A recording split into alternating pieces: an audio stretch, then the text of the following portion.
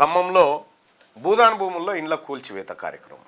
ఈ భూదాన్ భూముల్లో ఇండ్ల కూల్చివేత కార్యక్రమాన్ని గతంలో రేవంత్ రెడ్డి గారు ఏం చెప్పిండు ఎరికేనా? ఒక ఇంటర్వ్యూలో చెప్పినటువంటి మాట. ఆయన ఏమంటారంటే, ఆయన ముఖ్యమంత్రి కాకముందుకు ఓ మాట, ముఖ్యమంత్రి అయిన తర్వాత ఓ మాట.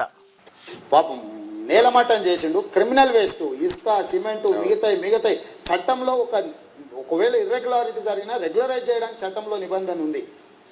వాళ్ళేం దోపిడీ చేయలే, లేకపోతే వాళ్ళేం దేశద్రోహం చేయలే.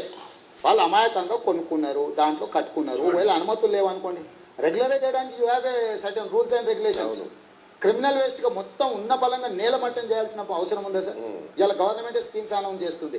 మీరు గవర్నమెంట్ ల్యాండ్స్లో ఉంటే మీరు రెగ్యులరైజ్ చేయించుకోండి. మీరు చూసారు కదా, ఈయన ముఖ్యమంత్రి అయ్యే కంటే ముందు ఈయన కేసీఆర్ ప్రభుత్వం ఇండ్ల కూల్చివేత ఘటనలో ఇంత దుర్మార్గంగా చేస్తూ ఉంది, ఆ భూములను రెగ్యులరైజ్ చేయొచ్చు కదా అని చెప్తా ఉన్నాడు. ఈయన చేసింది ఏంది?